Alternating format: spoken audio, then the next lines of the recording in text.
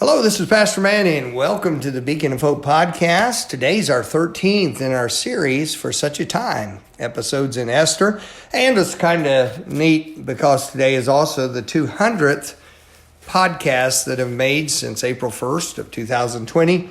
And I invite you to go back and look over those podcasts. A lot of interesting subjects and a lot of things that could be of a help and a blessing to you. As you scroll through them, you'll see not only do we have full messages brought from the pulpit here at Lighthouse Baptist Church, but quite a number of particular podcasts made, and some 5 to 10 and 12 minutes, and I think they'll be a blessing to you. Today, I want to bring you this subject of vengeance is mine. Last time we met on the episodes of Esther, we were in Esther chapter 6, verse 12 through 14, and dealt with the tender mercies of the wicked. There, we saw Haman, the hater of the Jews, after he had been humiliated by having to run in front of Mordecai while Mordecai was on the king's horse and wearing the king's apparel and with the royal crown on his head. Haman, who hated Mordecai because he was a Jew and because Mordecai wouldn't bow down to him. Haman, who had just thought that the king was going to exalt him, because the king had asked Haman the question, what shall be done to the man whom the king delights to honor? And Haman, in all his pride, arrogancy, and wickedness, had said, well, who would he want to honor more than me? So he devised this whole scheme and ended up having to run in front of Mordecai and proclaim, this is the man whom the king wants to honor. Oh, that was heartbreaking. And right after that, Haman went back to his household and told him what happened. And they turned on him. Just before that, they had told him to hang Mordecai and kill him, be done with him, because Mordecai wouldn't show proper respect to Haman. And now they said, oh, things are turning.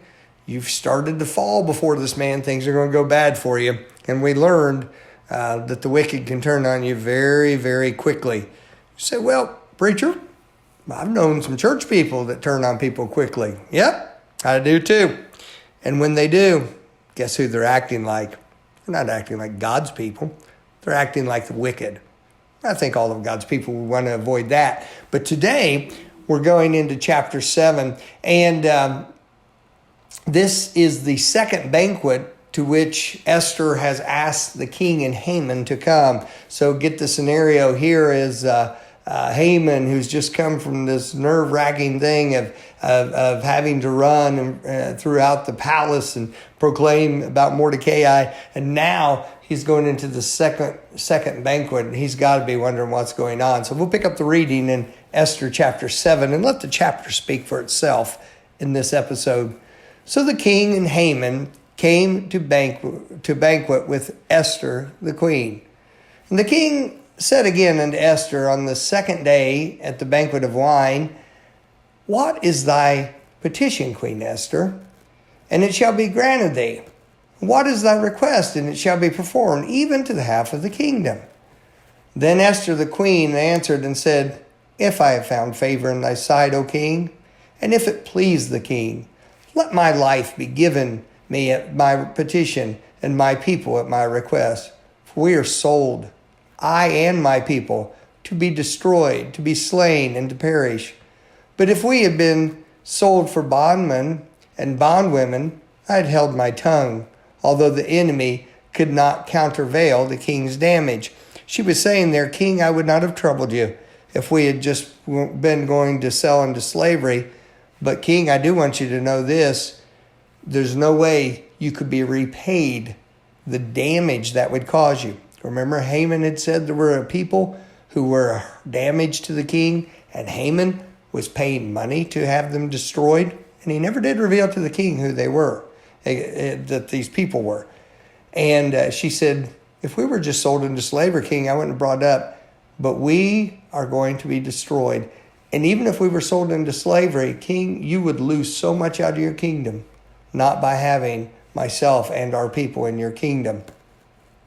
Verse 5 begins, then the king Ahasuerus answered and said unto Esther the queen, who is he, and where is he, that darest presume in his heart to do so? And Esther said, the adversary and enemy is this wicked Haman. Then Haman was afraid before the king and the queen. And the king, arising from the banquet of wine in his wrath, went into the palace garden. So the king just walks out of the room. He's so angry. And Haman stood up to make request for his life to Esther the queen, for he saw that there was evil determined against him by the king. Then the king returned out of the palace garden into the place of the banquet of wine, and Haman was fallen upon the bed whereon Esther was. You imagine as he jumped up and he falls down sort of over her, begging, oh, do something, spare me here, say something to spare me. And so she falls over there. Remember, Haman didn't know she was a Jew either. And so the king walks back in and sees Haman like this. Then said the king, will he force the queen also before me in the house? As the word went out of the king's mouth, they covered Haman's face. And Harbona, one of the chamberlains, said before the king, this guy must not have liked Haman. Behold, also the gallows, 50 cubits high. You realize at a minimum that's 75 feet tall? Man, when Haman had this thing built to kill Mordecai on, he wanted more than just kill him. He wanted to make a big show of it. So this fellow says, hey king, there's a gallows 50 cubits high, which Haman had made for Mordecai, who had spoken good for the king, standeth in the house of Haman. Then the king said, hang him thereon. Boy, this guy Harbona, he made sure it was going to happen. He said, okay, there's a huge gallows. And Haman built that to kill Mordecai, the one who saved you from being assassinated. That's the end of it for Haman.